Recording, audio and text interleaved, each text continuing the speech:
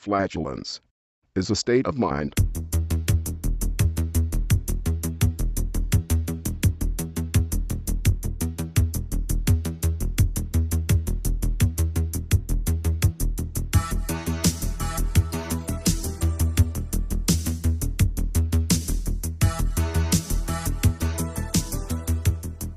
Hello, welcome to episode 84 of Chet and John's reassuringly finite gaming playlist. My name's John Denton, with me as always Chet Roivas. Hello. So you know the deal, or maybe you don't. It's two top 10 lists. I've got a list, Chet's got a list. We go from 10 to 1, going back and forth. 10 being the game we played the least this week, 1 being the game we played the most this week. Enough from me. Let's kick it off, Chet. Okay, right. My number 10 is a game called I Want It on the Xbox 360. It's an indie game and it's the latest release from Silver Dollar Games. How did they do a game a week? They seem to be doing it at the moment. But I mean, if you listen to the show regularly, you'll know this already. They made One Finger Death Punch, one of the best games of the year. It hasn't sold very well, so they've over the past 3 weeks, I've spoken about Cooties. I can't remember what the rest of the site was, which I quite liked, but I can imagine some people not liking. And then last week, I think they released what's almost certainly their worst game in the shape of, I can't even remember what it was called. Do you? No. I remember it was their worst game, but I can't remember what it was called either. It was pretty much an embarrassment, and I said I would like to try and defend it because I like what they do so much, but I couldn't. Anyway, whatever that was called. Their new game is called I Want It, and it's far worse than the one I spoke about last week. The Heckler, that was it. That's right. Because that had a good idea, it was badly executed. This has no ideas, and it's not... Here's what happens. You start the game... There's footage of a mother standing next to a child and a prompt to press A. So you press A and there's a very bad audio recording. I mean, it sounds like the microphone's up against 10 computers, so it's hissing and there's like feedback and reverb and stuff, of a child asking his mother for something. And then it asks you to press A again, and it's another recording, this bad recording of a child saying something. It's a very young child, so you can't understand what it's saying. And then it keeps doing that several times, and then the mum says, all right. And then it starts again, and you press the button, and it's a bad recording. That goes on for around 90 seconds, and then a panel comes up saying, few people will ever complete this game. Care to try? With the option to buy the game. Now, I'd like to believe that after you buy the game, something amazing happens. But given their track record of late, I think it's just a game where you press a button and hear a baby speak. Mm. Oh, I don't know what to say. It's fucking... I mean, it's an abomination. It's not a game. I'm really sorry. It's shit. Dear oh dear. Go and buy One Finger Death Punch, for God's sake. Go and buy One Finger Death Punch. And vote for it on Steam Greenlight. It's doing terribly on there as well, which is a mystery. I don't get it, but yeah. It is a mystery. I Want It. Don't go anywhere near it. Right. Okay. Talking of things that small children want, I downloaded Lego Marvel Superheroes, the demo, on PlayStation 3, because my little fella's into Spider-Man and Iron Man. He doesn't know who they are or what they are, but he likes saying the words and jumping up and down, which is basically all he does at the moment, apart from jet-propelled shit on the carpet earlier, which is what my day's been. Yeah, nice. Anyway, Lego Marvel Superheroes. I haven't really played, as we've talked about in the past, many of the Lego games, but I'm aware of all of them and how much better they've got over the years, especially the last few. You know, that's what you've said anyway, and it certainly seems that way from my perception. This seems to be continuing that path. The demo, I don't know if is it later on your list, or did you miss out on this one by any chance? I had no idea there was even a demo out. No. Perfect. So, it's just the opening level of the game. You start off as Iron Man and the Hulk. You do kind of standard Lego game stuff, bash some things, assemble some Lego, and there's puzzles where like the Hulk can pick stuff up and smash it. Iron Man can fire missiles to break down certain bits. The types of puzzles where you jump between the characters. Yeah. Bit later on, Spider-Man turns up. He can pull stuff down with his webs. It's all done really well. It looks really nice. It almost looks kind of like they're pushing towards next gen type of tech. It looks like a kind of PC game, and because of that, the resolution's a little lower, but some of the effects that they use are really nice. It seems like it's going to be they've kind of updated their engine, perhaps. The whole level is taking on the Sandman, and he's pulling stuff out of sand, but it's all Lego-y. It looks really fucking cool. It looks like kind of the stuff that was in Spider-Man 3 with the Sandman, but done in Lego. It's all done really well, and everything about it just has that Lego-y charm. It's just good. It's not the most complex and this is obviously just based on the demo, but it's not the most complex or fulfilling game you'll ever play. But everything about it just made me smile, and I think it's going to be another polished, smart, and fun game from their stable, which is no surprise. Was there any were the cutscenes in it? Yeah, they're fully voiced and they were quite amusing. Nothing laugh out loud funny, but they're all good. Oh, great. Yeah, okay, well, I'm looking forward to that because it sounds like they're going the same route as Lego Batman 2. Is it a sandbox as well, is it? I'm not sure. This level was linear, so I don't know. I genuinely don't know the answer to that question. Okay. Well, because, Lego Batman 2 was a sandbox, but there were linear sections in it, but it was basically a sandbox, and you could pick different characters, fly around with Superman and stuff. But, I've no doubt that's great. Out soon, then, I take it, isn't it? I think so, yeah. Again, as always, come to us for the information, but I assume in the next couple of weeks. All right. I'm looking forward to that then. Very nice, yeah. My number 9 is a game called Demon Dash on the Xbox 360. It's another Xbox Live indie game. I was trying to free up space and I found this. I realised I'd downloaded it several weeks or maybe months ago. And I was expecting a choose your own adventure style text thing because the box art is like a goth woman with a choker, and I thought it was going to be like a horror game. It's actually not. It's an incredibly fast-paced scrolling shoot 'em up. You're this girl on the left of the screen sprinting along, and she's like a goth with like dark eye makeup and like thigh high leather boots and stuff. And all you can do is run, jump, and shoot, and it moves so quickly. It's got a soundtrack by some metal band called Kill It With Fire. I don't think they're famous or anything, but it's constant metal music playing throughout it. And the enemies are quite dull, traditional, like flaming skulls and devils and cars on fire and stuff. It's fine. It's like a really hectic shooter. It's not particularly sophisticated in terms of the mechanics because you are literally jumping, shooting, ducking occasionally. But I don't know.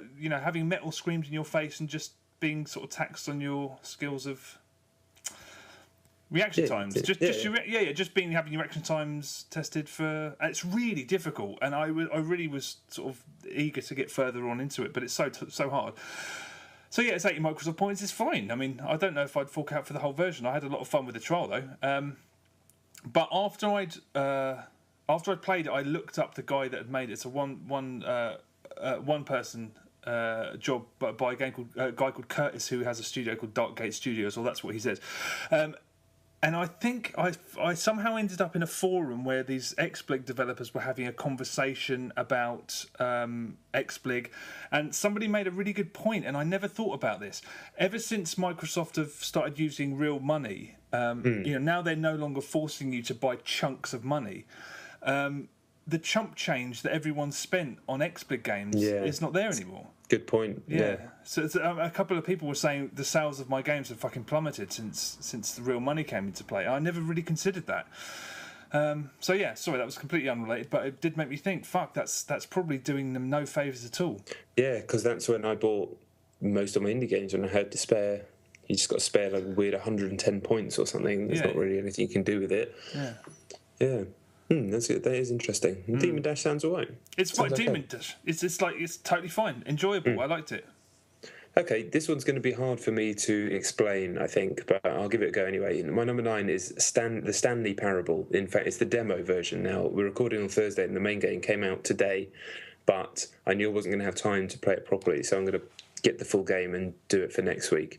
But the demo is worth talking about because it's completely separate from the main game. And do you know anything about this at all? I saw the Eurogamer review, didn't read it, and I saw someone else mention it. So I'm aware of it, but I don't know what it is. Sure. So originally it was a Half-Life 2 mod, I believe, a couple of years ago, and then the guy's done like an HD reimagining of it. I'd never played the Half-Life 2 mod. I'd heard the name before.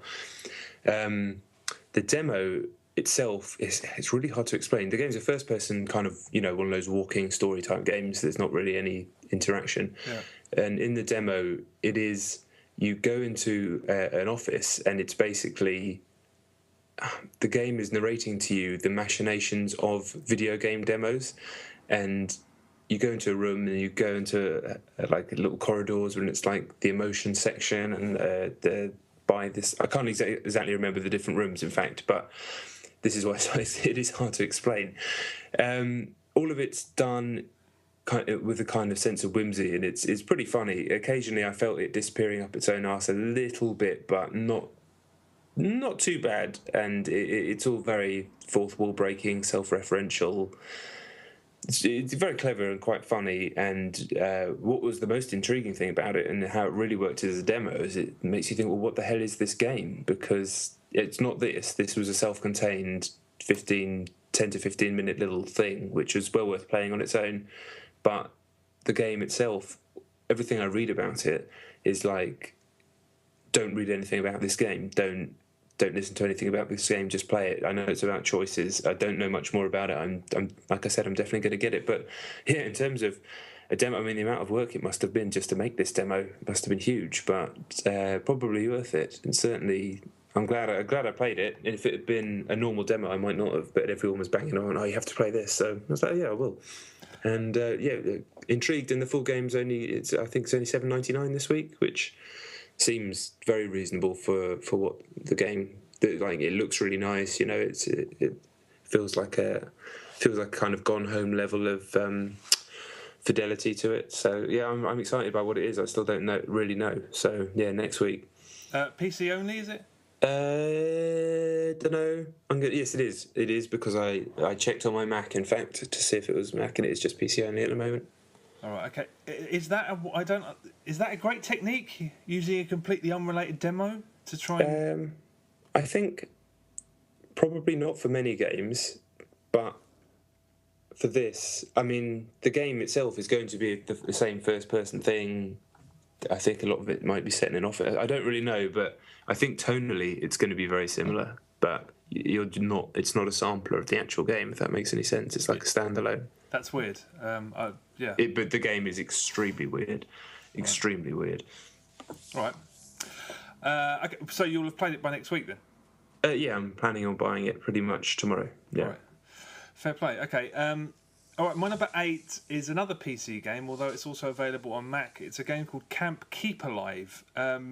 I wasn't going to mention this, primarily because I think I've got off on the wrong foot with it. It's like the game I mentioned, I think it was last week. It was the iOS game, was it? Breach and Clear. I think I just got off on the wrong foot with it, intended to go back. So have you heard about this? Yeah, this is the game that's like a riff on Friday the 13th and stuff. Is that right? Like 80 slasher movies, yeah. A friend told me about it, and it sounded like the greatest game, because it's a top-down strategy, turn-based strategy game. And it's retro-styled. It looks like an Atari game, and there's a great chip tune soundtrack. And basically, yeah, the concept is really brilliant. You basically have to sort of take control of these camp attendants, and they're so callous and self-absorbed that they're just such dummies that you basically can't leave them to their own devices. So you have to herd them around like sheep and get them back to the cabin, while all these animals and monsters are sort of parading around outside. The problem that I had with it is that I don't think it's been optimized for Mac, and I kept trying to do things and it wasn't working. I tried using the keys, I tried using the mouse, and things. My interactions with it made me think it was something other than what it was. I mean, because it explains itself in great detail. There's a lot of text at the beginning, which again I don't think is brilliant, but at least I felt like I knew where I was when I started playing the game. I mean, I persevered for half an hour, maybe more, which is a hell of a long time to go on with something that's not clicking with you. I'll go back to it because it seems like such a great idea, and it's a turn-based top-down strategy game, the likes of which I haven't. I think many more games should be presented like that.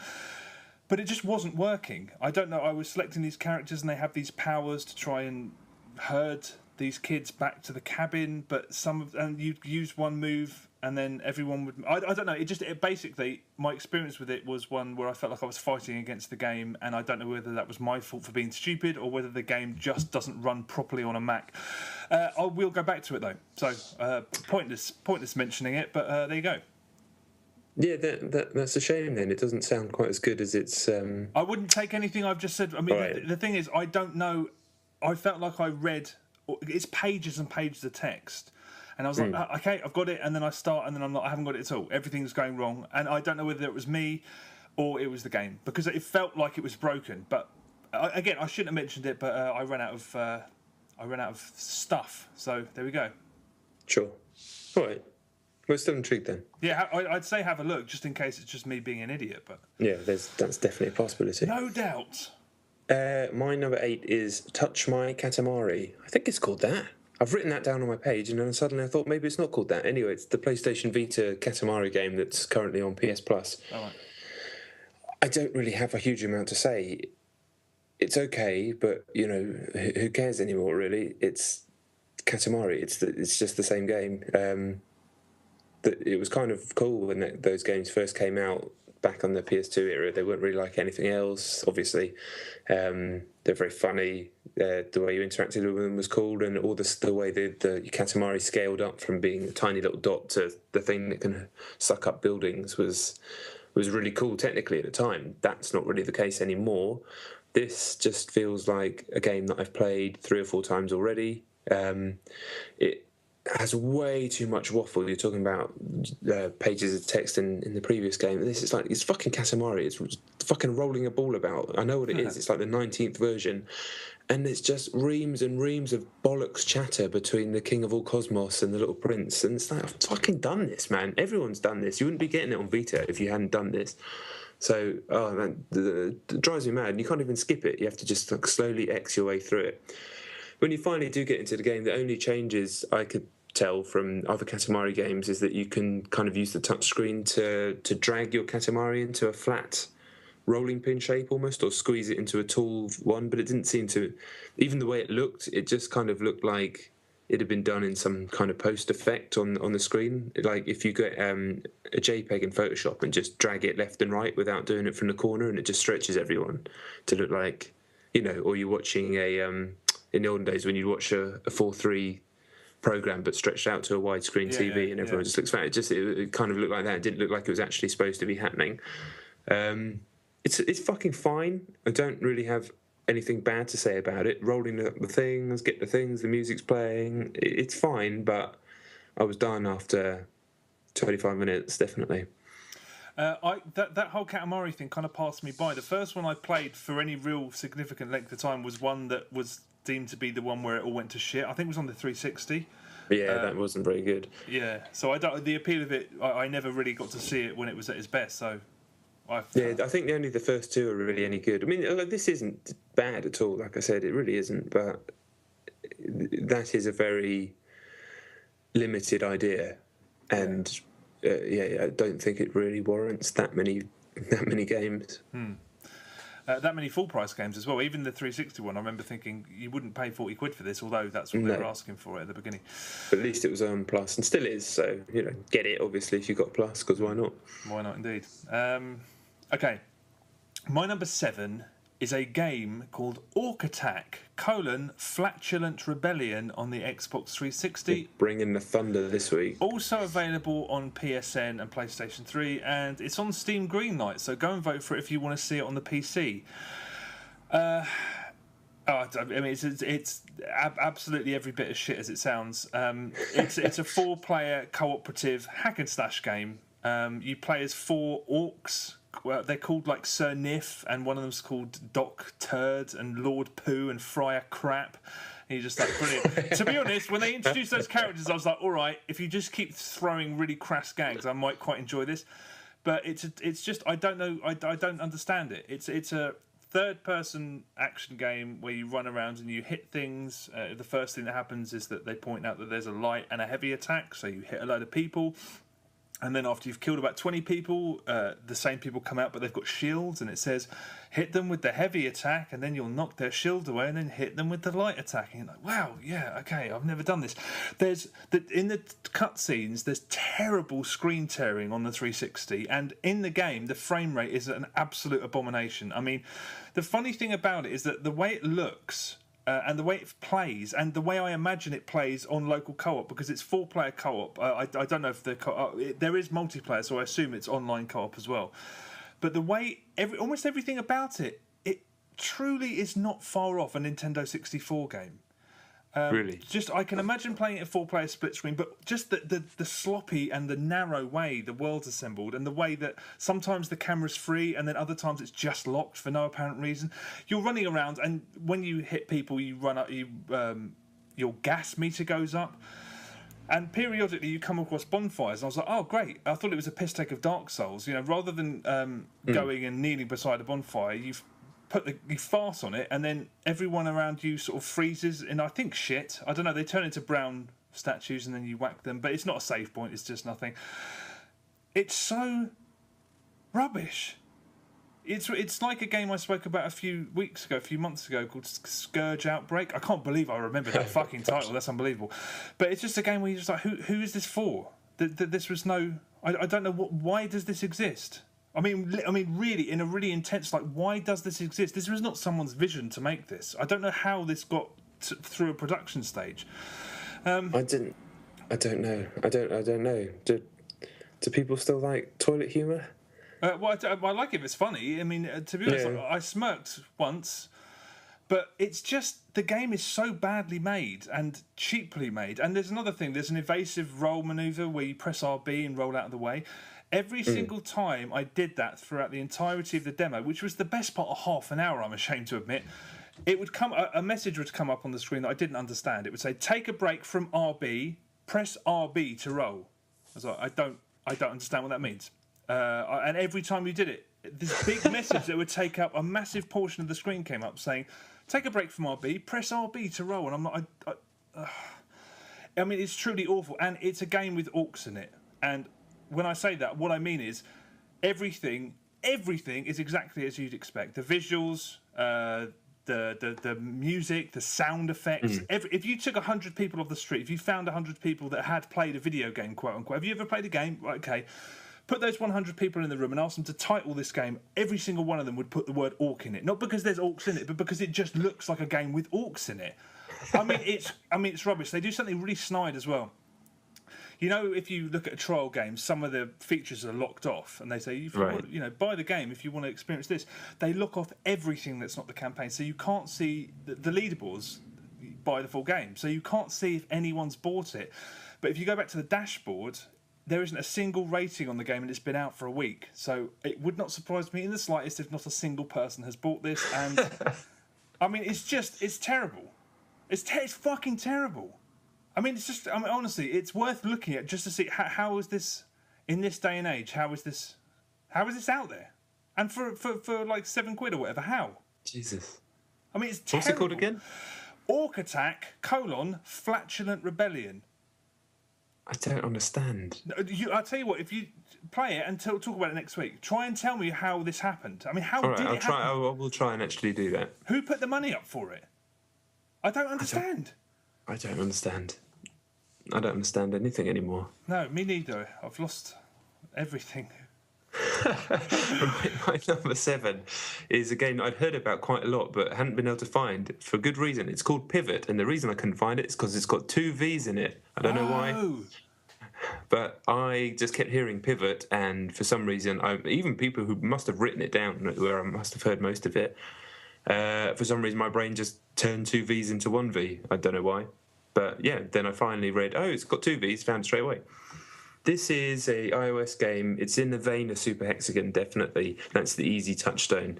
You play as a line, I guess, with a kind of dot on it, and you travel along.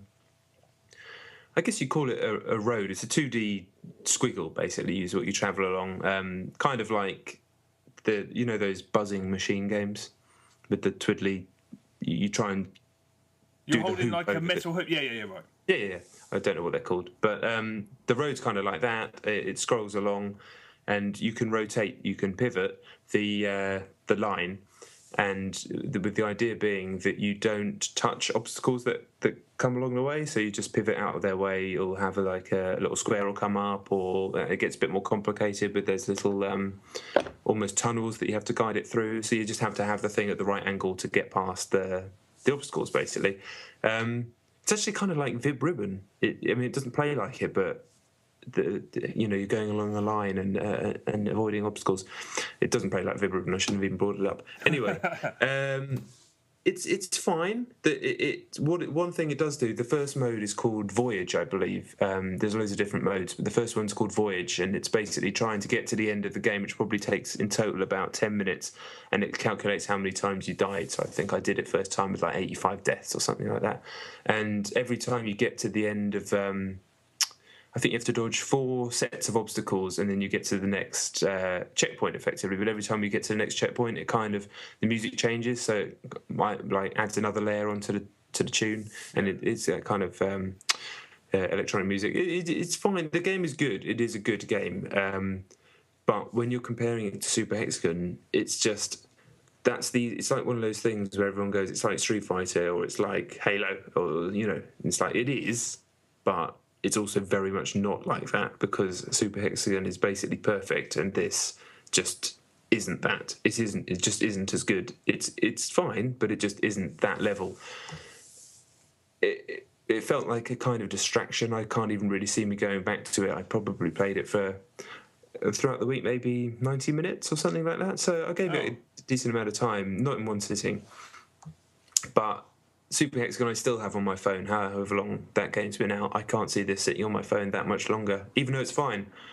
It's kind of fine but unremarkable, because you've played...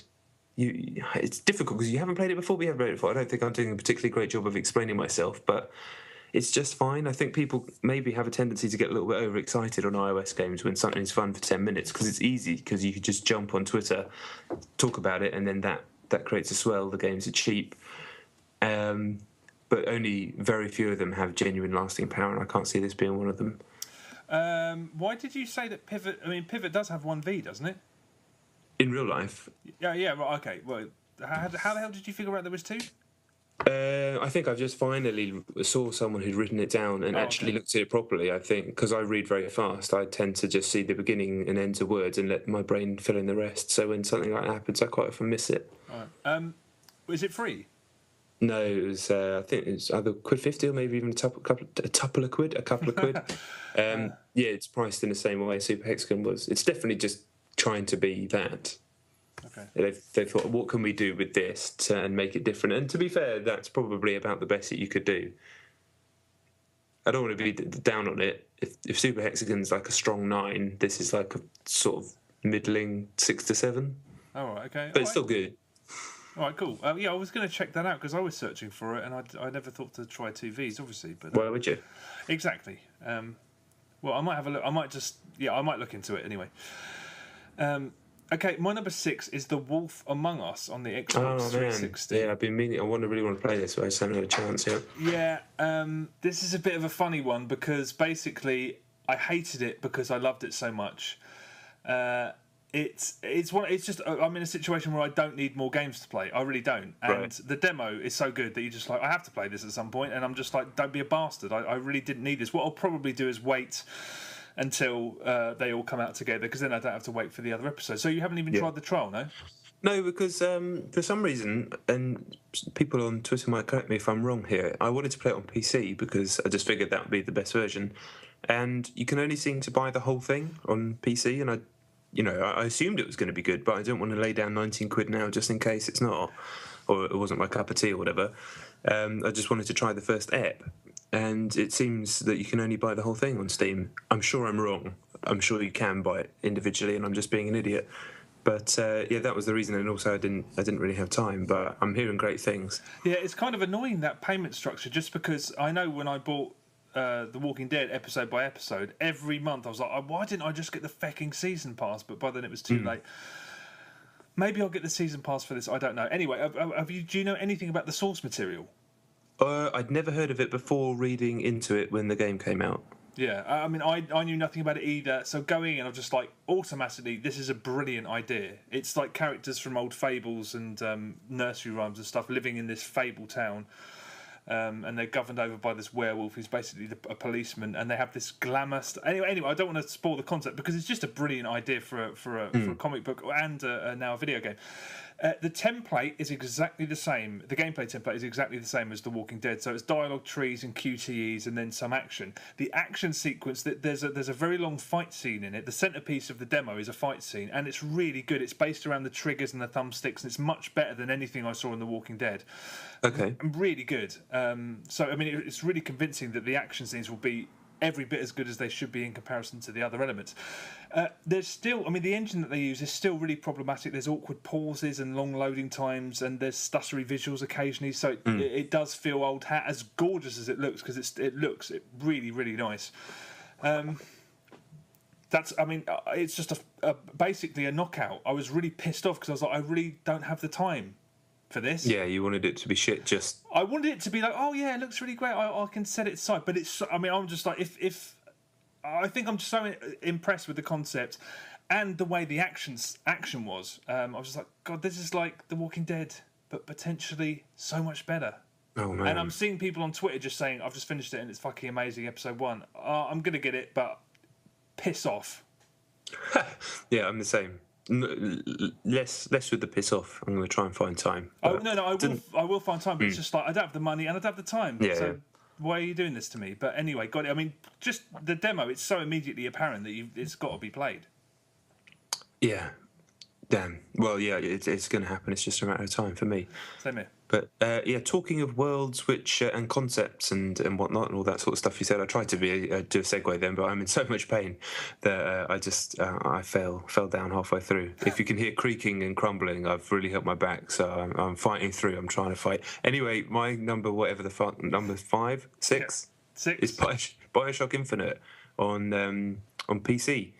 I, for some reason, just decided to just play this, and every time I stick it on, I always intend to just play it for about 2 minutes and end up like 90 minutes at least will go by. I still love it. I'm on my second playthrough. I'm right towards the end of my second playthrough now, and I really can't wait for the Burial at Sea DLC that's coming out very soon. I expect. Yeah. I know some people have played it. Today, it's coincidental that I brought this up on the day that someone's unleashed an 8,000-word slating of the game. I don't know if you'd heard this. It was like today's bollocks on Twitter happened to be that. Yeah, briefly. I wondered what that was. Yeah. I saw it linked. I started reading it. I don't even really want this to be about that. I just thought I'd mention it as I happened to notice.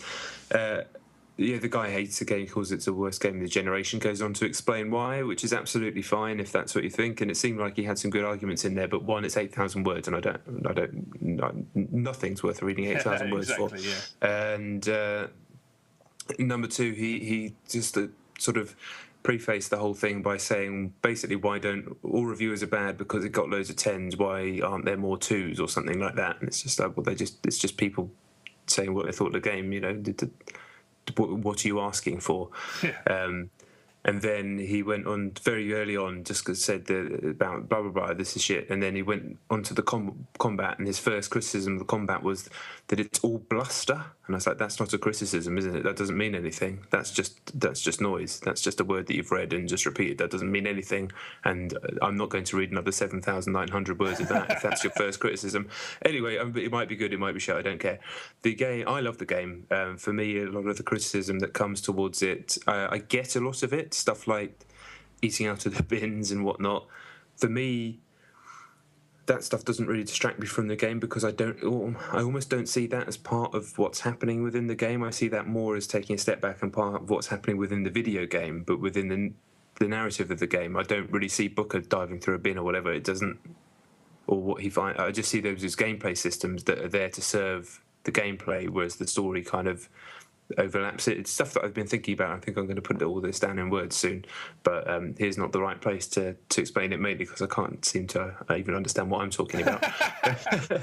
But I really like BioShock Infinite. I see it more like a parable when people say the world's not convincing and all that sort of stuff. I say, well, I think it's more about being sucked into this very unusual and kind of unsettling in many ways story. Not unsettling in terms of its content, but it actually makes you feel unsettled because you never quite know where you are or what's happening.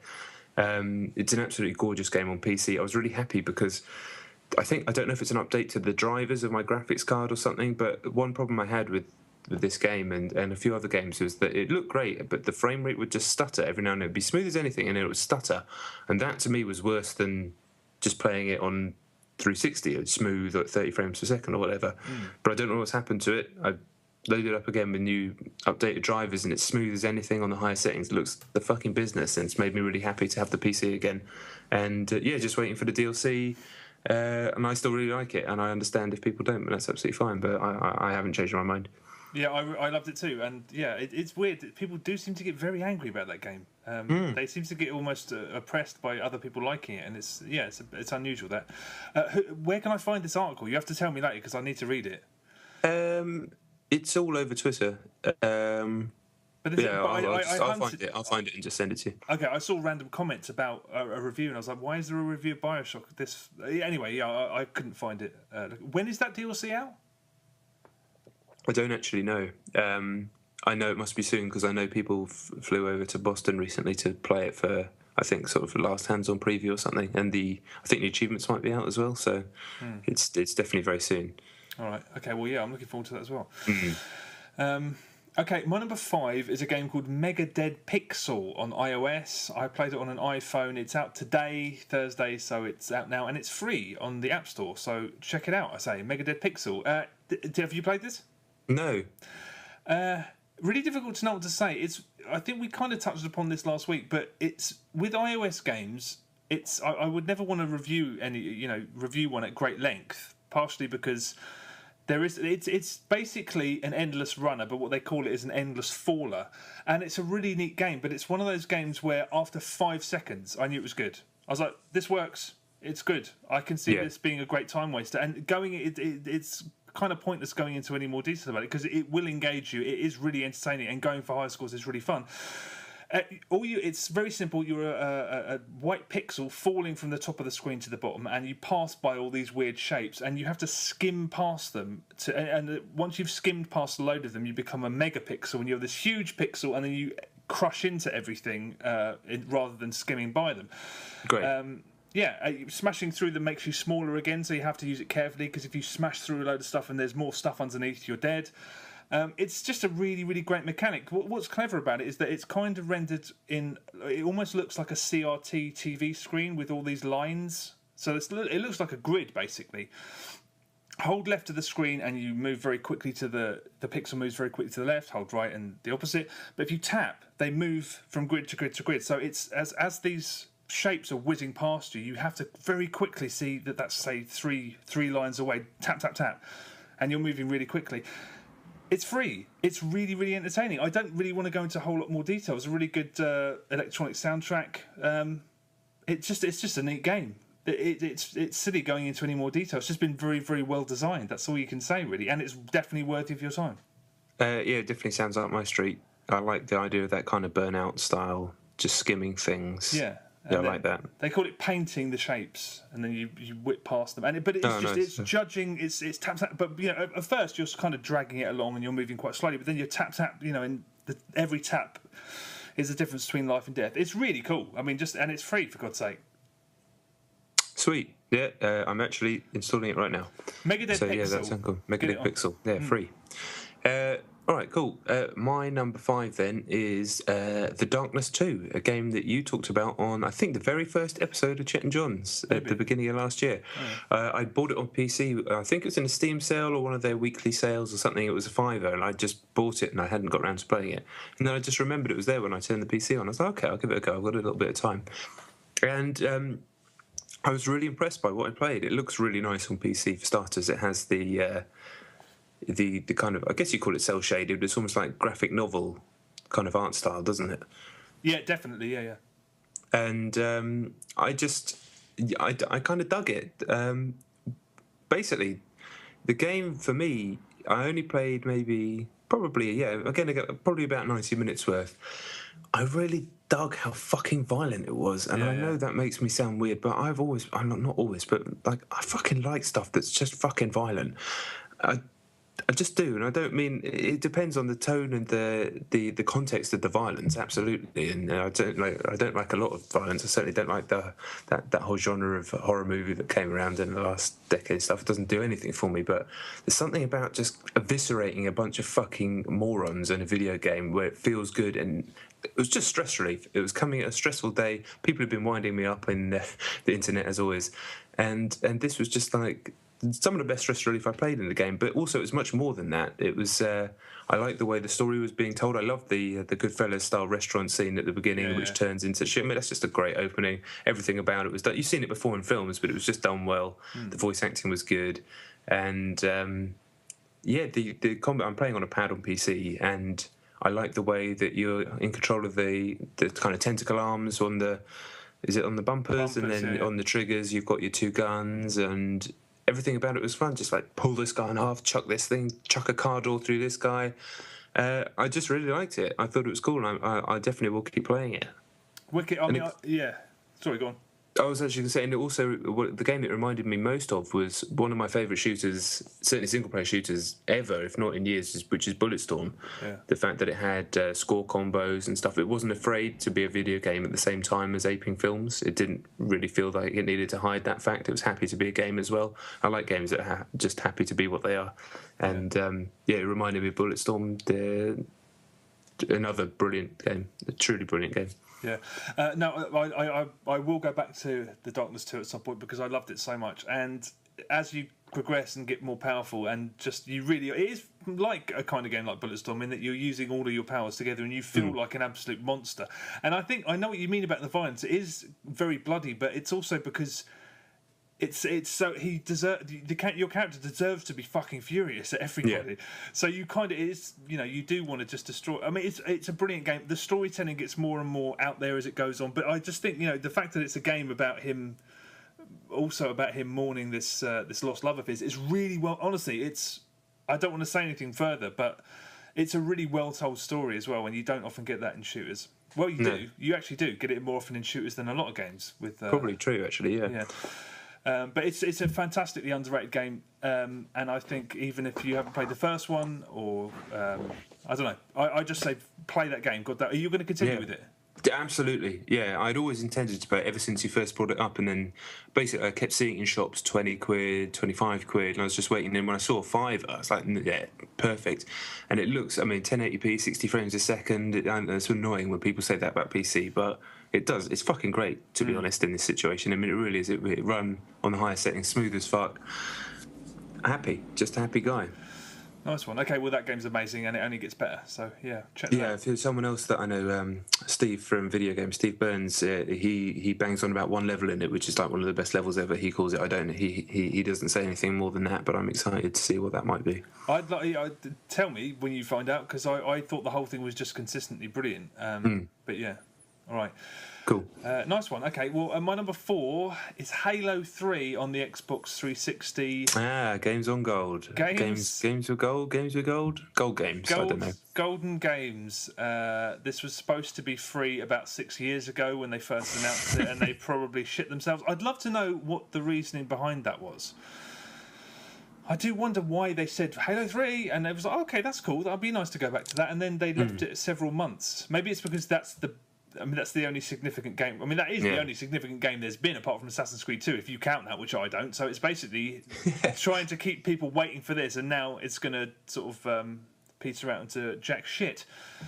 So I'm kind of interested to see what next month's free games are, because it couldn't get any worse. This is going to be almost certainly the highlight. Anyway, I was quite looking forward to playing Halo 3 again. My friends weren't quite so enthusiastic. To be fair, actually, a couple of them were. When I told them it was free, they were like, "Yeah, wicked Halo 3 night," and I was like, "Yeah, great." Anyway, I downloaded it yesterday, which when it first became available, and me and a friend downloaded it together in a party while we were chatting, and then we booted it up together. And it was like, well, yeah, Halo 3. And we made a joke. We were joking about, oh, God, I bet the guys that have never stopped playing this are rubbing their hands together going, oh, well, the noobs are coming back. And that was we laughed about that. That's exactly what happened. And I'm telling you, it ain't funny. It was horrible. I've never been so... I've still got these games for gold golden games on my hard drive, despite the fact that Dead Rising 2 and Assassin's Creed, I'm never, I think I deleted Assassin's Creed 2, but I've still got Dead Rising 2. I'm never going to play them, but I feel bad deleting them. I really have a problem deleting them. This I deleted it as soon as I got to the end of the session. We played it for about an hour, and it was like playing GoldenEye back in the day because I used to know where everyone spawned. So I'd run around levels as soon as people spawn, pop, run around levels as soon as you spawn. I mean, literally, my friends would go mental. They're like, "What's the point in playing it?" And I just thought it was fun running around and popping. And this is what happened to us. I got headshotted with a Spartan laser twice on spawning from a guy on the other side of the map on that massive sand trap map, and I was like, brilliant! Congratulations! This is a lot of fun.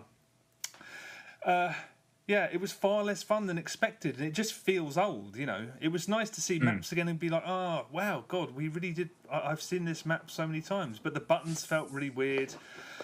Loading times were really slow. Getting into a game was slow, and it was just as soon as we got into a game, it was fucking hell on earth. So. Yeah, I've never been happier. I don't need this. Why would you go back? I'm not interested. So that was thank you, Microsoft. Your centerpiece was a lot of shite.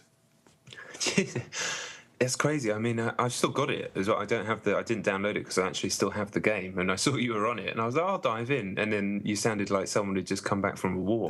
No, honestly, we were really. I was just like, I'm deleting that. When we were going in, we were like, oh God, we've got to re-download the map packs we downloaded to get all the content. Double team on that level. Never.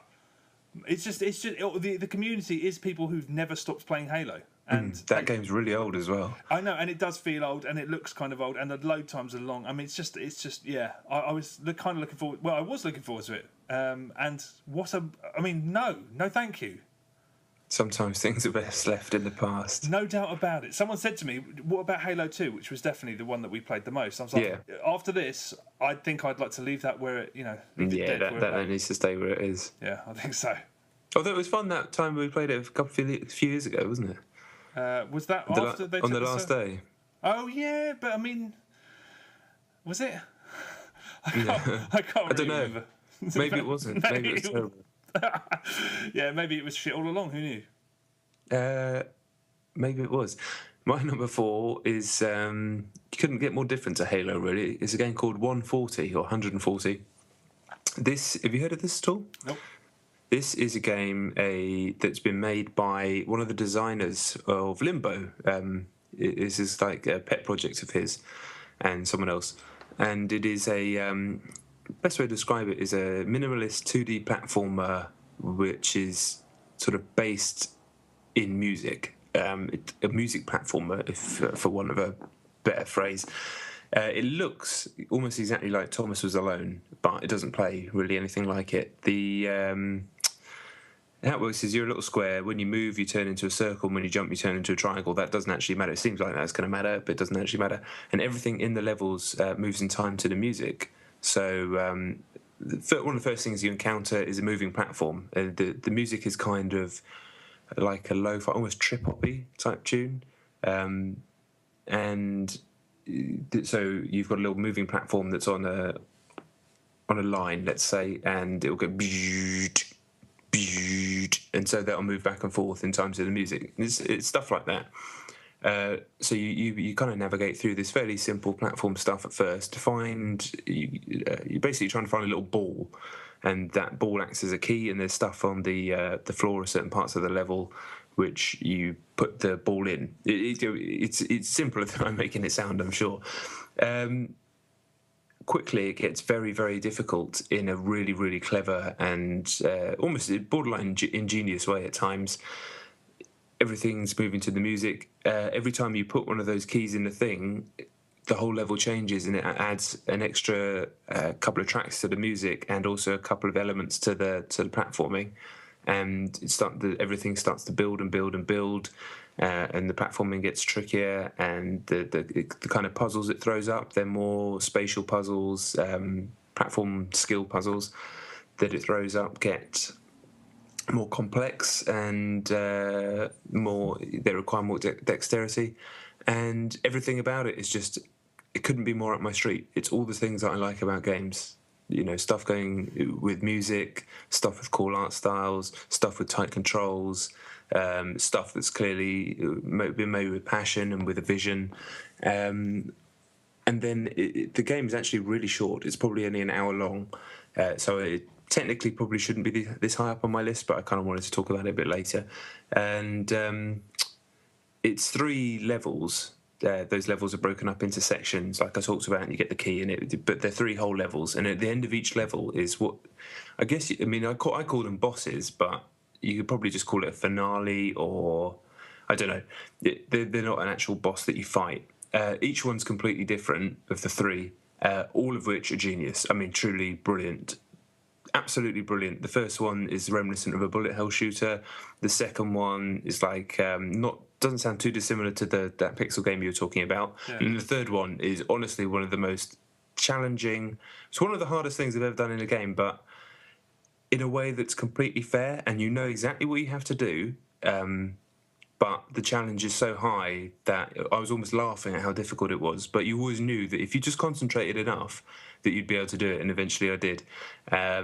Really, just an excellent piece of work. It costs £3.19 on PC. It's also on Mac, and like I said, it is an hour long. And that I thought about it. I was like, that it was quite short. Was it worth the money? And I thought, well, is it worth 69p? And I'm like, it's definitely worth more than 69p. And I thought, well, how about 249? And I was like, do you know what? No, that still feels too cheap. I think they've got the pricing bang on. I think it's $5 in America.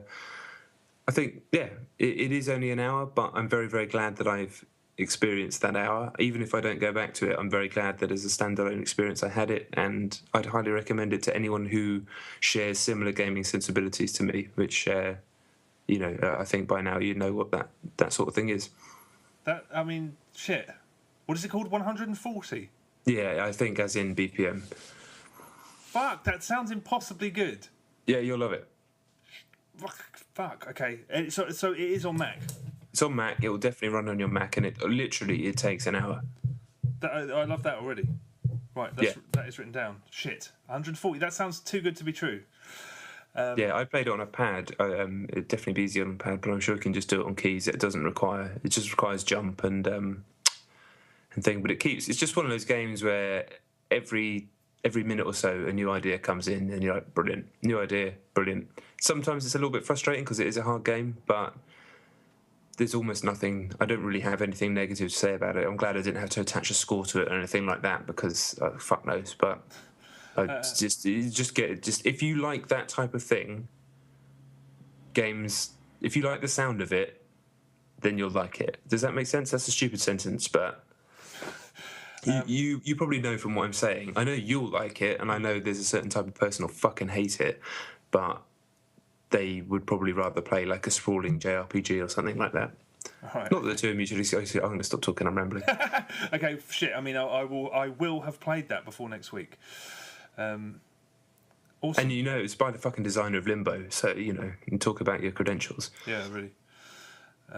Wicked. Okay, wicked. All right. Well, my number 3, I won't speak about it for very long. It's the Battlefield 4 beta. It closed yesterday. We played a little bit. We finally got a little bit of time on obliteration mode, which they rolled out with a lot of noise. Their Twitter account was going mental, and everyone was talking about it. Obliteration mode is now live on the beta. In order to find it on the Xbox 360, you had to search obliteration in the server browser, but whenever you search anything in the server browser, it would always say 0 players. No matter what you were searching for, even if you searched nothing, every server 0 players. So it looked like all of the servers were dead. So it was pot luck when you jumped into one. A lot of the time there would be no people in it. So you had to keep trying and hope that you happened upon one and then favourite it in order to play it. It was like they didn't want you to play the mode. Yeah, that's good. It's too early to tell. Obviously, it's a beta, but I don't think this mode works on this map, and it was kind of frustrating and boring at the same time, because I think I tried to explain it last week, but it did work the way I thought it would. There's a bomb, and it spawns somewhere randomly, and then teams rush to get the bomb, and then each team has 3 points on the other side. Basically, because the map's split in half with skyscrapers on either side and then water, what each team would do is put spawn beacons on top of the skyscrapers. The bomb would always spawn in the middle, and it would just be a kill fest for about 15-20 minutes, and then the game would end. Occasionally, someone would manage to get get one of the objectives, but it was so difficult to do that because the map's not. The map was clearly not made for it. There's not many sneaky routes around and stuff like that. It was just like a gulf in the middle where people were killing each other, and then there'd be a bomb, and then you'd kill everybody there, and then you jump down, and your team would get the bomb, and then you'd instantly be killed by the people who were spawning right there. It didn't work. It didn't work. The Batters beta. I'm looking forward to playing the full game at the end of the month. My friends have made me a little bit paranoid because although the stuff they're saying is exactly the stuff they said when the Battlefield 3 beta came along, they've I don't know. I want to, but I don't know. It's making me more paranoid that they may have fucked up a couple of things, but I'm sure that's wrong. It's going to be great. My number 3 is Battlefield 3. Weirdly, I tried to play the Battlefield 4 beta on PC, but for some reason it didn't work. Downloaded the whole thing, got the server browser up, kept trying to connect, and it would just sit on a black screen. You could hear the game going on in the background, but it wouldn't connect. And I checked online, and it was a really common problem, so it was frustrating. But then I remembered that I'd bought Battlefield 3 in that amazing Humble Bundle thing. For like nothing, basically. So I downloaded that, all 19 fucking gigs of it, and put it on, and I was amazed. For some reason, I just assumed that it wouldn't run very well on my PC, which is stupid because the PC was quite expensive and it should run, and it did, on almost the highest settings. And good God, that is what I'm talking about. I can't believe how good it looks, even though it's a 2-year-old game, but it looks amazing. Genuinely one of the best looking games I've played. And yeah, I played. I just got completely sucked into playing online. It was sucked because everybody's, like you say, rank 99, rank 100, rank 91. I was rank 1 because obviously this is a completely new account. It's not even my middle standard guy on Xbox. So I mean, I didn't really stand much of a hope unless I managed to get the jump on someone. But still, I kind of hung back and played as a medic, and I was having fun playing those maps. Looking that good with 64 players instead of 32 is outstanding, and I just really enjoyed it. It was like playing the game that I've played so far, but every time you turn a corner, you're like, wow, so this is what this is supposed to look like. And we played Grand Bazaar, and the rain is amazing, and then you go around, the bit in Grand Bazaar, it's the tunnel, basically, that goes between, you always end up having a shootout at either ends of the tunnel, then it comes out into like the main square bit. Oh, right, yeah. Yeah, and that on Xbox is just like a fairly bland tunnel. You don't really think you're thinking about the fight, but this time it's like this sort of glowing golden thing. Looks like you could actually be there. Genuinely, it just made me think, I'm now really excited for Battlefield 4. The beta on 360 kind of did so little for me because I was like, I've played this before and it looks so shit, but now with that level of fidelity, I'm very excited for it. I don't know whether I'll play on PC or PS4, probably PS4, just because I was actually trying to play with the pad on PC. Pointless, isn't it? Well, yeah, I mean, and it was ignorant of me to do so, but the thing is, I'm good enough to play a single-player game on mouse and keyboard, but multiplayer, I'm just not good enough.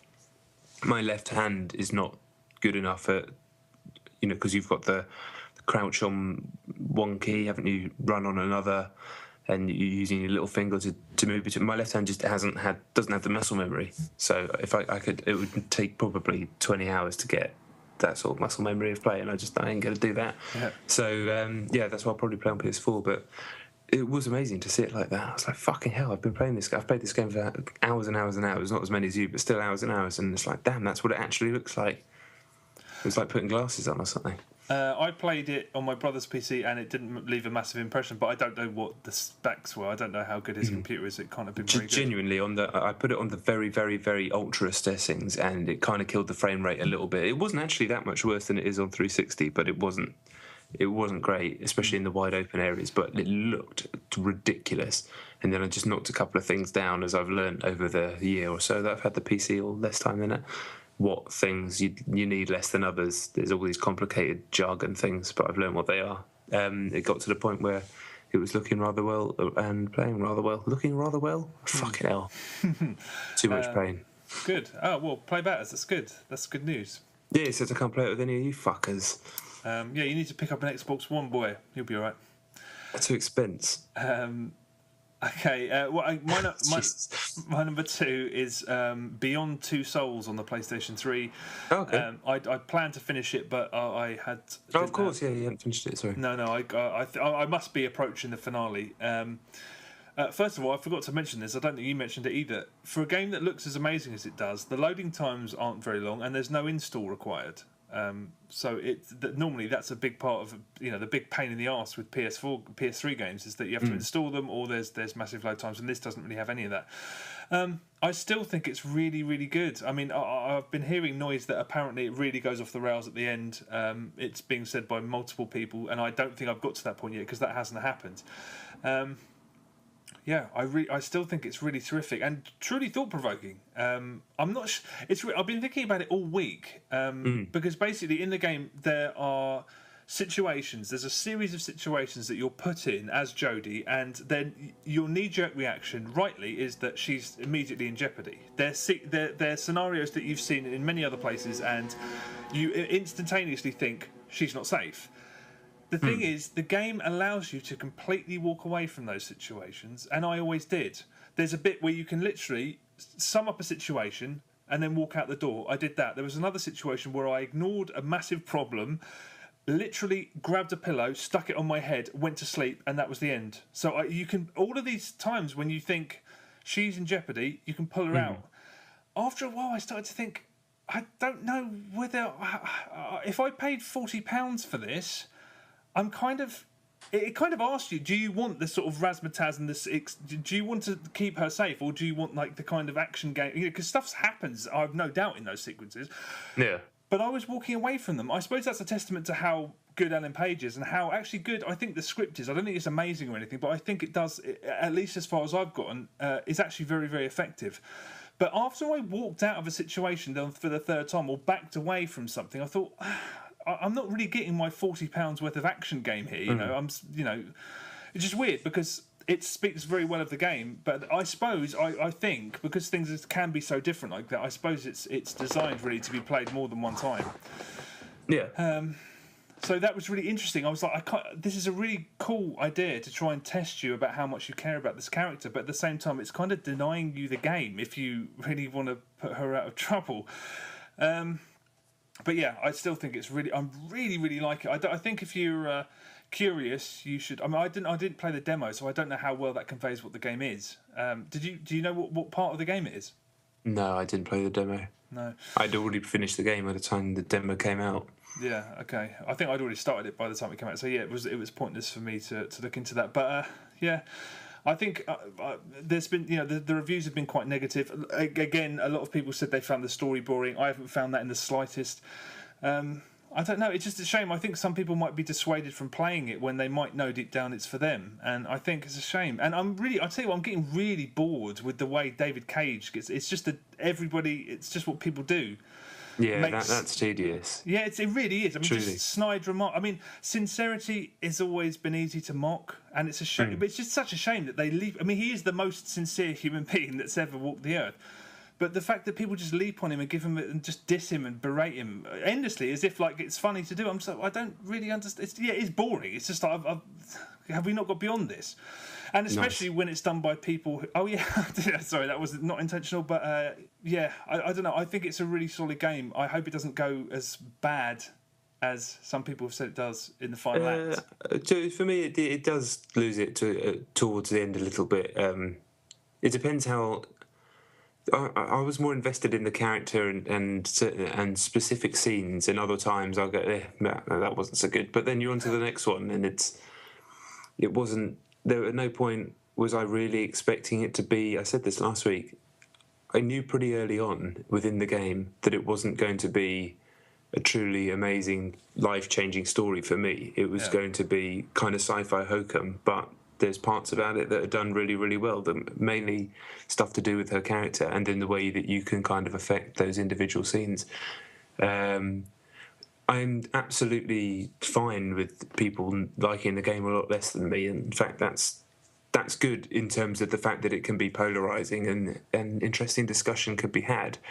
I very much reject the idea of someone who hates the game or hasn't played it, and I'm not talking about anyone specific because I don't want to talk about that guy ever again in my life. But then says that people who do enjoy it are wrong or stupid or something like that, or don't understand writing or anything like that. That's upsetting, and it is distressing, and not distressing. It's tedious to hear people, like you say, to talk about David Cage like that and say he's a shit writer and all this sort of stuff, because he's a flawed writer, definitely, but I think that he's also incredibly skilled and ambitious in so many ways. You know, he's doing stuff that, quite simply, other people have never really done before. Yeah. And less so now because other games are. I mean, you can argue stuff like The Walking Dead is kind of stepped into that world as well, but those games are much shorter and done in a different way. And I still think what he's doing on this scale with this sort of budget, it's really impressive. I'm just really happy that he is able to do this and that these games can exist. And you know, I don't understand why everyone gets so affronted by him. I don't think he's out there saying that all games. Maybe they just misinterpret the way he is, but I think when he talks, he's more talking about the games that he wants to make, and maybe the choice of words that he uses makes it sound like he thinks all games should be like this, or all games are failing, or something. But I genuinely don't think that he actually thinks like that. He's just trying to convey his passion for what he wants to make, and that's a good thing, man. There's enough fucking boring games out there, and even good games with good mechanics that are boring thematically. And we've got one guy with one studio doing this type of game, really. Why can't he be allowed to do that without people who call themselves writers being snide about his writing? And, you know, have a look at your own writing. So, are you trying to improve as a writer? I don't know. If you're spending all your time bitching. I don't know if you're trying to improve your own craft.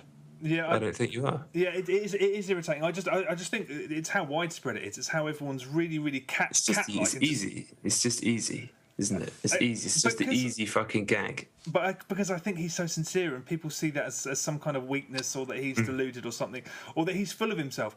I don't. I was never gonna mention this, but for reasons that are too complicated to go into, a couple of years ago, or maybe no, it's when Heavy Rain came out. I ended up sitting for 40 minutes by a fireside in a hotel with David Cage, just chatting, and he is incredibly sound, but also unbelievably humble.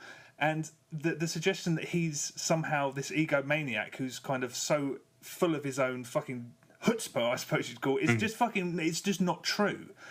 So I mean, I suppose I'm biased because I met the guy and really liked him, but it is fucking boring having him as a punchbag. But if you're talking about his character, then that doesn't make you biased. That just makes you I suppose probably a bit more of an authority on it. Well, I don't know. People try to outdo each other by having pops at him, and I'm like, what is this? I don't agree with any of that anyway. And incidentally, I do think, in terms, if you are going to judge his writing very harshly, I think this is a much better written thing than Heavy Rain was, primarily because I think it's more focused, and there is a kind of texture to it, and there is a real difference considering how the story jumps around to Jodie at these different ages. It does kind of reflect that in the script. I don't know. It's a shame. If I really think this deserves to sell, I hope it makes its budget back, and I hope David Cage continues to keep doing what he does. Because if you think you might like it, take a punt on it. I really think it's really exceptionally good, and I just hope it doesn't go to shit at the end. I totally agree with what you say. Do take a punt. If you thought that you were going to like it and all the bad reviews came out, I think you might still like it. I've been reading on forums, just the general public's impression, and it is generally a lot more positive than the majority of reviews that have come out. It's just one of those situations. Sometimes that happens the other way around, but there are plenty of people who are enjoying the game a lot. That's all I'll say. Well, good. And also, if you love your PlayStation 3, it's a great demonstration of what the machine can still pull off. Yeah, absolutely. Well, yeah, that game. I'm just happy it exists. Yeah, me too. My number 2 is another game I'm happy exists, and a game that I would have known nothing about if it wasn't for, I believe, your other half, your fine lady, is Shmool or Smool or whatever the fuck you call it, Magic Piano on both iPhone and iPad. A quite fantastic rhythm action game that I got completely engrossed in throughout the week and have played to death, really. It is... Yeah, it's a simple game. You play piano cover versions of famous songs. On the easiest setting, I think you have to use 2 fingers together. On the medium setting, it's 3 fingers together. On the harder setting, it's 4 fingers together. Dots come down the screen. and you press the bottom of the screen as they come to the bottom of the screen. But it's not like Guitar Hero or any of those types of games where the game moves at a constant rhythm. You kind of control the rhythm yourself. And at first, I found that immensely confusing. Yeah.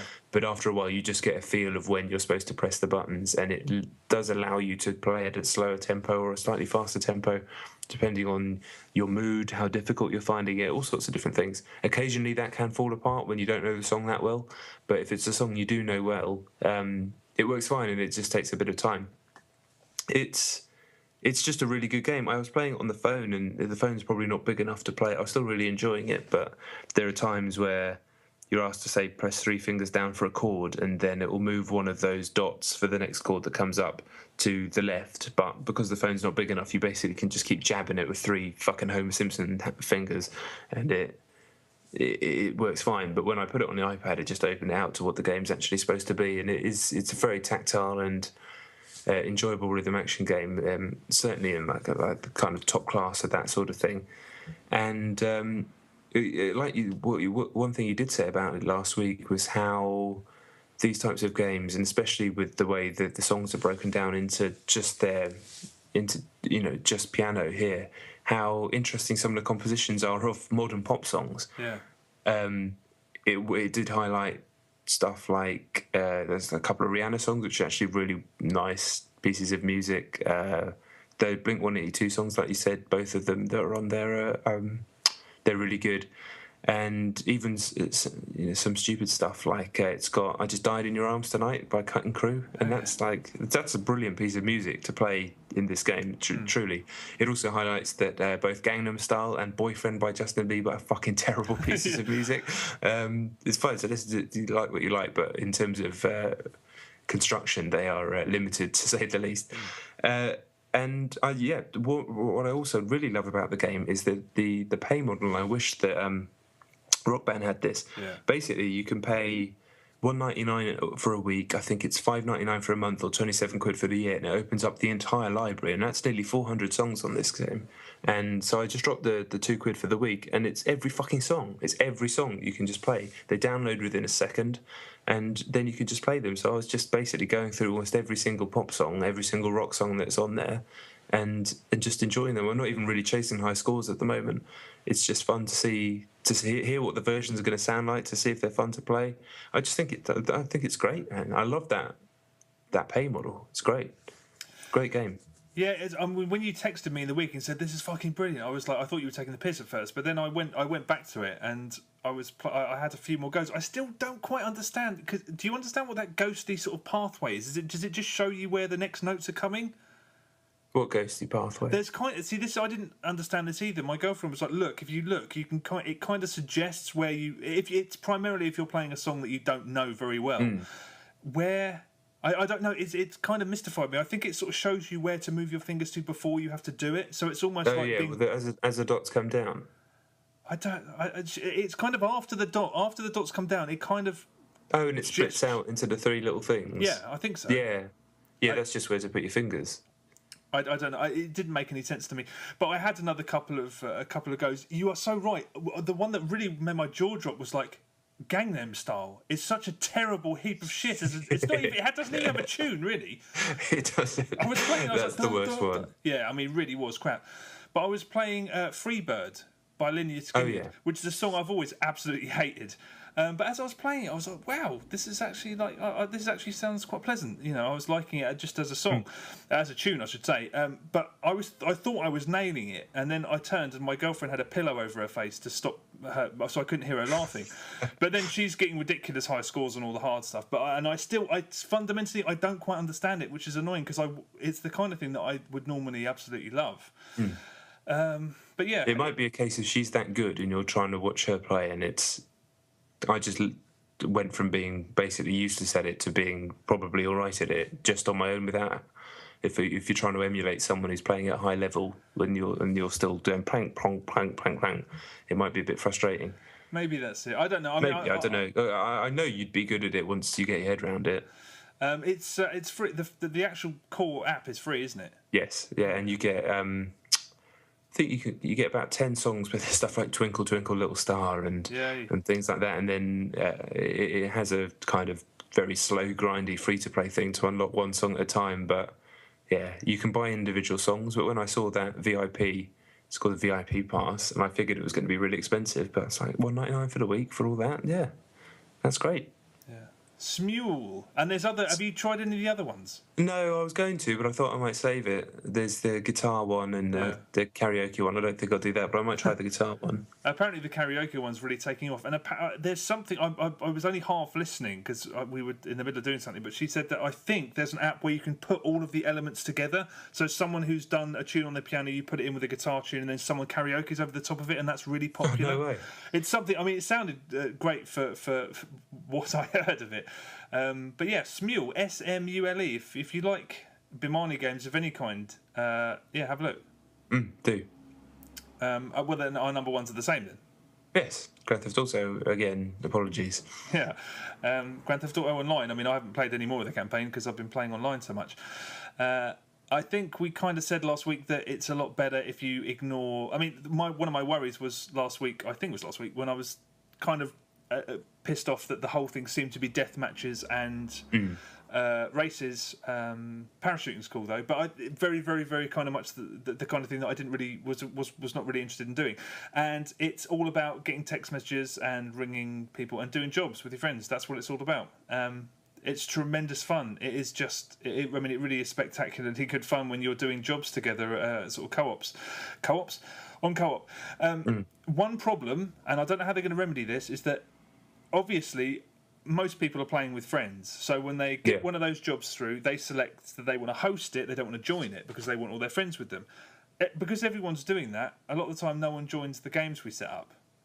So I think they need to find a way to sort of merge people into other... Have you found that at all? Yeah, I mean, occasionally they'll fill up with randoms, but most of the time it's just been the one or two people that I'm playing with. Yeah, because it does send a text message out to everyone that's in your online world at the time. Yeah, it doesn't really. There doesn't seem to be that many takers. So yeah, but doing missions is just it's. I mean, they're very basic. Go here, kill a bunch of guys, nick a car. I mean, at the stage I'm at, I'm like ranked 19 or something. Yeah. At this point, the missions aren't brilliant, but you just it's like everything else. You make your own fun, and you just end up with war stories after doing the most simplest of things. Yeah, I mean, I do really enjoy those jobs, and I think they're going to get better as you get ranked up. Because I've been reading on forums and stuff about some of the higher rank missions. Do sound fun, but where I've had the most fun, definitely, easily, is in the free roam mode. As you rank up, more stuff becomes available. So eventually, quite soon, you can start putting bounties on people. Then I think armored cars come in. I'm seeing people initiating gang attacks. I don't know what that means yet because I haven't ranked up high enough. But it feels like the free roam mode starts to fill out as you play it more. But I just went on. I think it was maybe Sunday night. Me and my brother just hooked up on there and just fucked about in the free roam mode for about 3 hours without doing any jobs, any missions, just making our own fun, weren't worrying about money or anything like that. And honestly, we had one of the best online things that's ever happened. I've been waiting to tell this story. Basically, we found a helicopter and we both jumped in the same helicopter. We've been pissing about for about 2 hours at this point, having fun anyway. And we found out once you're in a helicopter with two people, one can activate a camera and they can, from the sky, tag people like Battlefield style. They can spot other people in the map and it'll put a waypoint on them. So we were doing that, and then as we were pissing about from the skies trying to freak people out, someone put a $9,000 bounty on one of the people in the game. So we're like, okay, we can be fucking helicopter bounty hunters and chase this guy down. So we found him quite quickly using this camera and just started chasing him around the map, and he dived straight into the mod shop to hide. So my brother, who's a decent pilot, lowered the helicopter to about 4 foot off the ground and was just hovering outside the garage door, which must have looked pretty terrifying when he came back out. He came back out, saw us, fucking freaked out and bolted for a bike that was behind us, managed to get on the bike. We went back up into the sky, and he started barreling down the road at 100 and whatever miles an hour on a bike, and we were chasing him across the city in a helicopter while I was firing at him with a pistol. That was fucking amazing. And then I managed to actually shoot him with the pistol from the sky. He scatters about the place, $9,000 in the bank, like truly amazing moment. And how do we celebrate? By taking the helicopter as high as possible, while High Love by Steve Winwood played, all the way above the clouds to the very highest point, which must have taken basically the whole song, and then both dived out at the same time. Fell to earth, parachuted, landed on the Ferris wheel together, and then both fell off the Ferris wheel at the same time. And at that point, I was like, "This is one of the greatest games ever. One of the most amazing online half an hours I've ever had." And yeah, all in that free roam mode. I kind of wish more of the job stuff, or there was just a bit more to do in there, because that's where that's where the real action happens, where the real madness can happen. And if there was more ways of earning within there, it'd be less.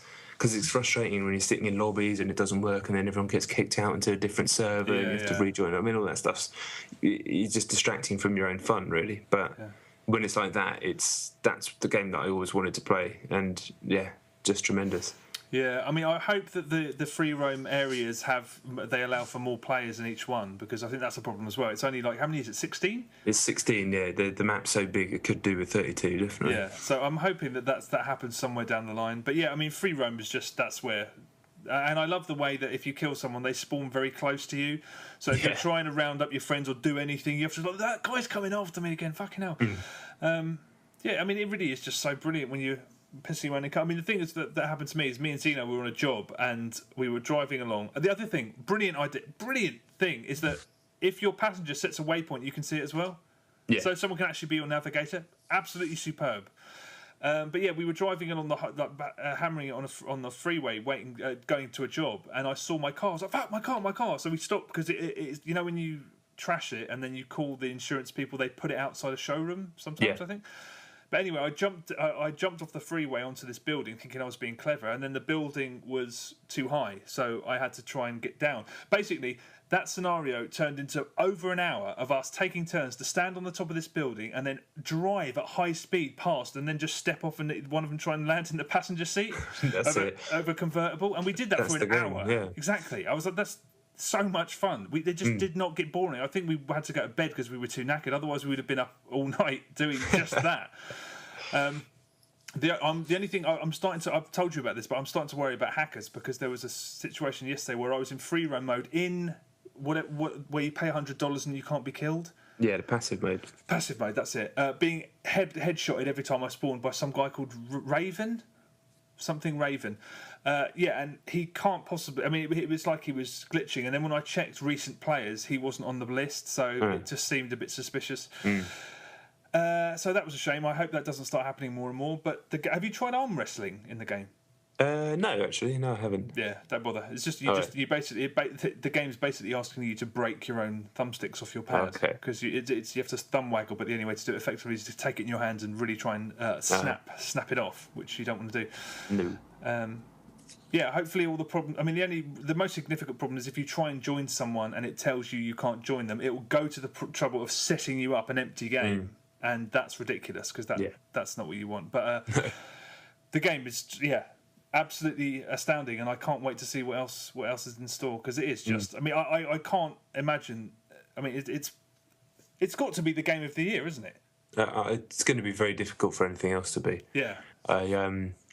I played a bit single player as well. I had to kind of catch myself up, because I had the bug. I've talked about it before, where I lost all this progress, lost about 20% worth of progress. So I've basically caught myself up in the main missions now, and I don't think I'm going to redo a lot of the side stuff that I had done, because I don't really see the point. Yeah. And then, to kind of celebrate catching up with myself, for some reason, I just decided to take a walk with Franklin. A mission had ended and my car wasn't there, so I just walked out, and I was in basically the area where he's from. It's like the sort of downtown Los Santos, and I just walked, not ran, just literally walked around the streets, and it actually kind of blew my mind, because when you listen to the city, when you're not got the music on or the car engine or anything like that, the sound design is just unbelievable. Just like distant honks and screeches of brakes and things like that. And I walked past the church, and it was 6 a.m. and the bells started ringing in the church. That was amazing. And then I walked up to a bus stop, and a guy was like, "Hey, Franklin, what's up?" And I was like, "What?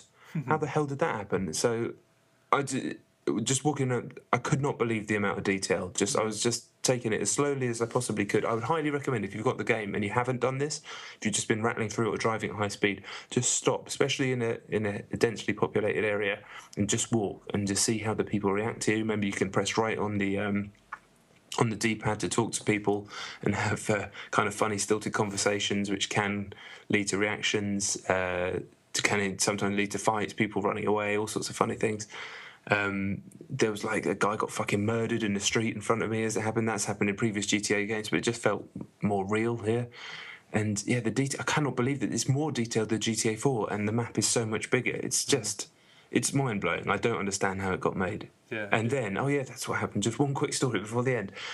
At the end of this walk, I decided to climb up to the top of a building, and I'm basically in the hood here, and I had a sniper rifle, so I just pulled out my sniper rifle, and there was this lone fat lady walking along the street, nobody else around, and I just zeroed in on her head, zoomed in, and just waited a minute, and then I popped her, and the way she just fell to the ground was like, oh shit, that just looked real. That was just really horrible, and like nobody even reacted because no one was that near, and then she was just dead on the street, and I was like, fuck, that's horrible. I pulled the scope up a little bit, and there's a hold-up happening outside a fucking convenience store in front of it. And so there's two guys holding up the guy in front of the shop. This isn't online, by the way. This is offline. And I was like, that's amazing. So I shot the guy that was being held up just to see what would happen. The robbers freaked out, started running away. One of them started firing a shot. And then the woman, who was also there, who was being held up, stopped, looked around, pulled out her phone and took a photo of the dead body. This is all... I mean... How have you made this game? Yeah. I know it's made by 1 billion people for $1 billion or whatever, but how is this the same game where you can fly up in the sky and see everything as a dot, or fly all the way out to so far out into the sea that you can't even see the map? I don't understand. It's like it's voodoo or something. Yeah. I do know what you mean. I haven't done that walking around thing. My favourite interaction with someone in the street, though, is when I was just standing on the corner and this guy in a suit was strutting really quickly like he was late for a meeting. So I stood in his path and I pressed like left trigger and I got into like the combat stance like I was going to fight him. And he just brushed past me, put his hand up and went, I apologise. And that's a favourite thing I have. But I will do that. I will just have a wander because it is mind-blowing. Exactly. Yeah, do. Definitely do. Just to listen to it as much as anything else. Yeah. Damn. It's a hell of a game.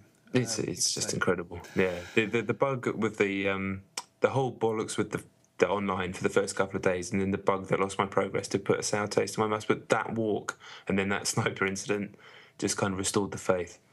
Yeah. God. Yeah. Okay. All right. Well, that is us done. Thank you very much for listening. As usual, check out Don't Bother with Facebook. Why would you? We're on Twitter, YouTube. Yeah, check out our YouTube channel. That'd be great. And I think that's it. Yeah. If you want to actually check out the YouTube channel, it's Chet and John on YouTube. Just Google Chet and John. Drop a like on some of the videos if you like them. Hit the subscribe button if you like it. Like we keep saying, it's this kind of situation. Like the iTunes reviews, which really help. Like the game recommendations on Twitter, which really, really help. Just adding up those little numbers here and there on the different things that we're doing just helps us get more traction, which helps us get more coverage, which helps the pod, and it's just everything grows and gets better. So we really appreciate anybody that's ever dropped a review or said anything to us ever on Twitter, or done anything, or ever talked about the pod to a friend or anything like that. Honestly, that's ridiculous that people would do that about a couple of idiots like us just talking about video games. So thank you. But if anyone else hasn't done that stuff and feels like doing it, that would be amazing too. So thank you very much. Yes, no doubt. Thank you very much for listening, and yeah, hopefully see you next week. Peace.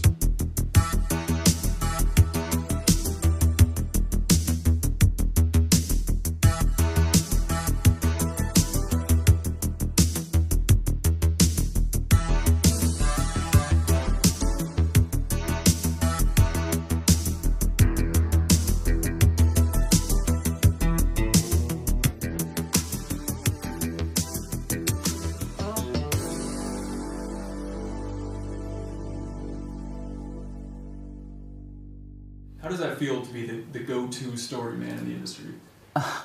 Well, I don't feel that way, and actually, you know, I'm just so focused on work on a day-to-day basis and on the current project and the next project, and I never step back and look at myself and look at the past and look at this and that.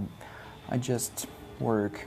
But there are more and more people who seem to have built on the seeds that we planted with Indigo Prophecy and Heavy Rain, and that's definitely a good thing. I'm proud of all the games I made, and I'm not saying they're perfect or in any way. I'm just saying they remember me a moment in my life and where I was at the time. And the only thing I'm pretty sure is that I did everything I could on each of them. Shut the fuck up, you cunt!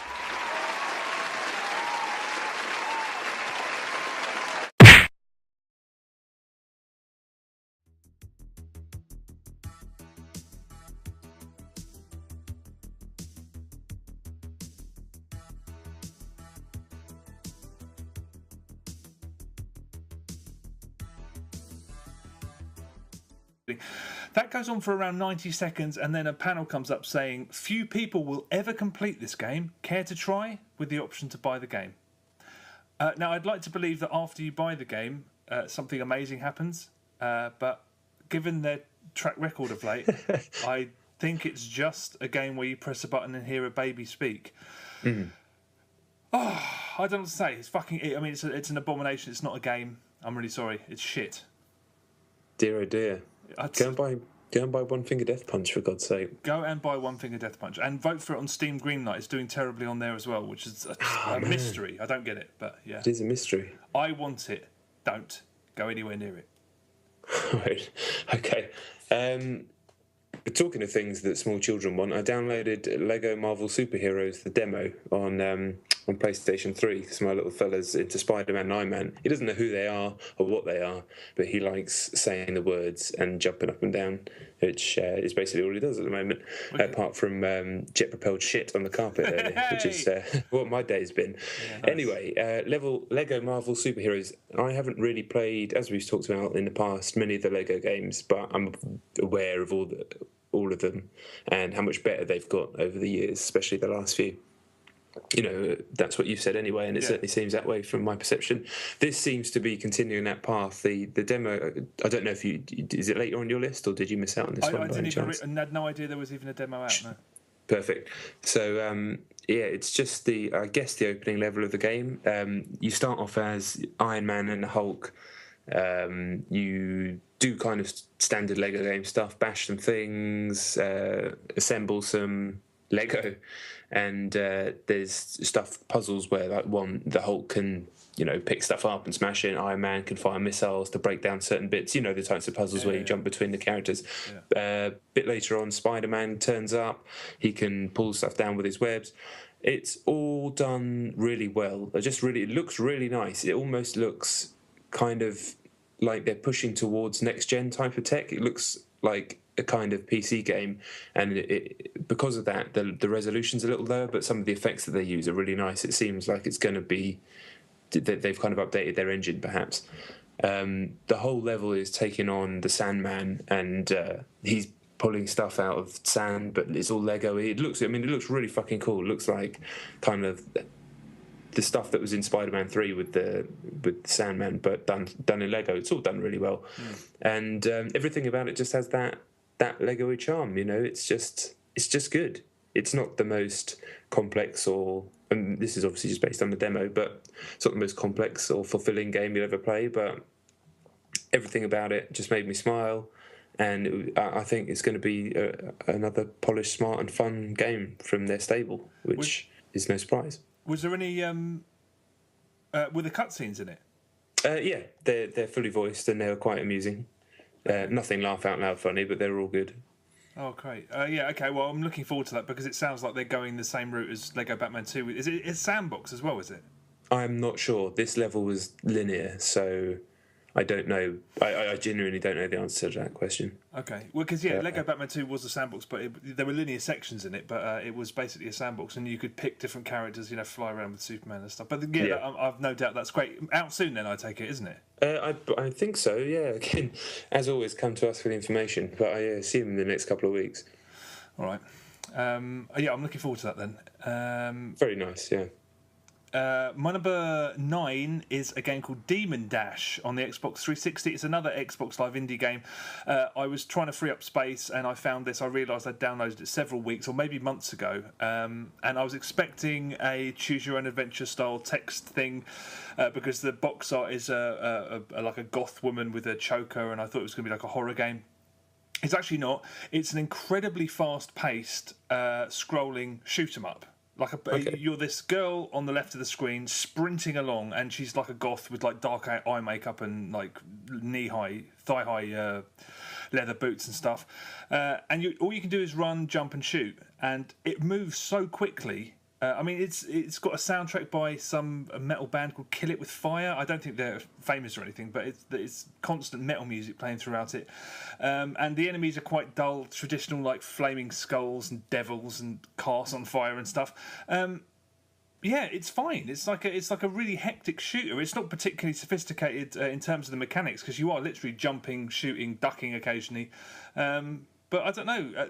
Having metal screamed in your face and just being sort of taxed on your skills of reaction times. Just having your reaction times tested for. It's really difficult, and I really was sort of eager to get further on into it, but it's so hard. So yeah, it's 80 Microsoft points. It's fine. I mean, I don't know if I'd fork out for the whole version. I had a lot of fun with the trial though. But after I'd played it, I looked up the guy that had made it. It's a one person job by a guy called Curtis, who has a studio called Darkgate Studios, or that's what he says. And I think I somehow ended up in a forum where these XBlig developers were having a conversation about XBlig, and somebody made a really good point, and I never thought about this. Ever since Microsoft have started using real money, now they're no longer forcing you to buy chunks of money. The chump change that everyone spent on XBlig games is not there anymore. Good point. Yeah. So a couple of people were saying the sales of my games have fucking plummeted since the real money came into play. I never really considered that. Sorry, that was completely unrelated, but it did make me think. Fuck, that's probably doing them no favours at all. Yeah, because that's when I bought most of my indie games when I had to spare. You just got to spare like a weird 110 points or something. There's not really anything you can do with it. Yeah. That's it. That is interesting. Demon Dash sounds alright. It's fine. Demon Dash. It's totally fine. Enjoyable. I liked it. Okay, this one's going to be hard for me to explain, I think, but I'll give it a go anyway. My number 9 is the Stanley Parable. In fact, it's the demo version. Now, we're recording on Thursday, and the main game came out today, but I knew I wasn't going to have time to play it properly, so I'm going to get the full game and do it for next week. But the demo is worth talking about because it's completely separate from the main game. And do you know anything about this at all? I saw the... Flatulence is a state of mind.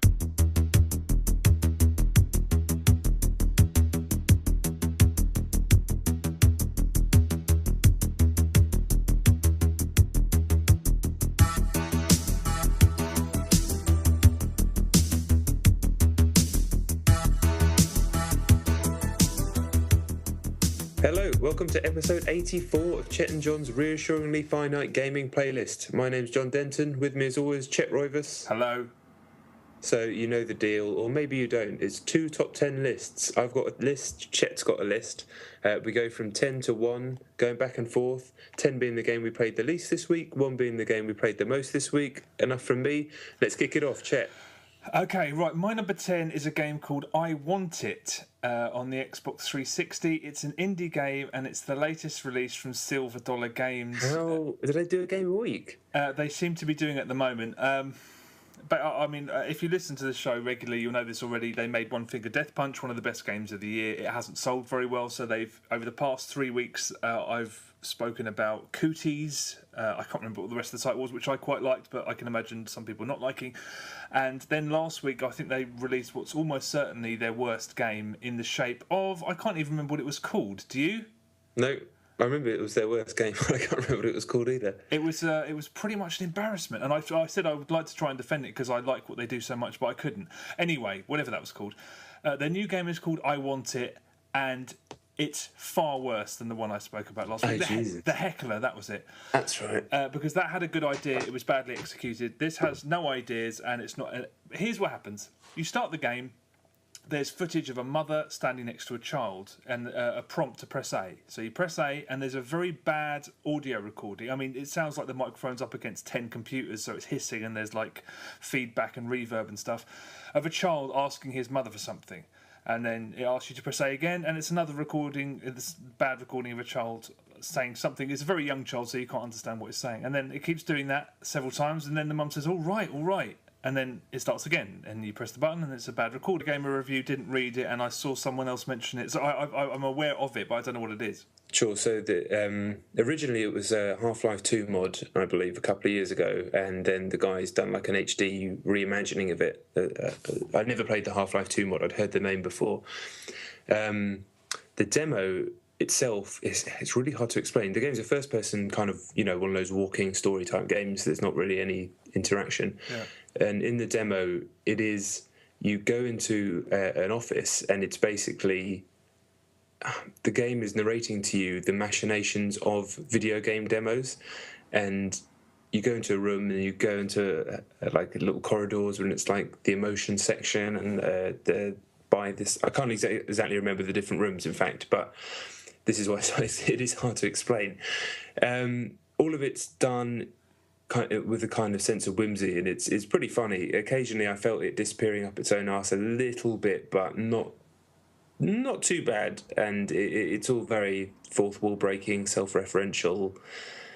It's very clever and quite funny, and what was the most intriguing thing about it and how it really worked as a demo is it makes you think, well, what the hell is this game? Because it's not this was a self-contained 10 to 15 minute little thing, which was well worth playing on its own.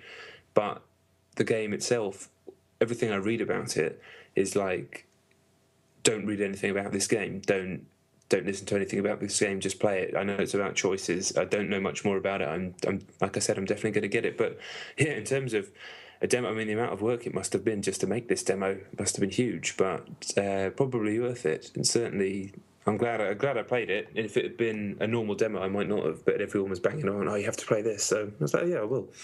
And intrigued. And the full game's I think it's only $7.99 this week, which seems very reasonable for what the game. Like, it looks really nice. It feels like a kind of gone home level of fidelity to it. So yeah, I'm excited about what it is. I still don't really know. So yeah, next week.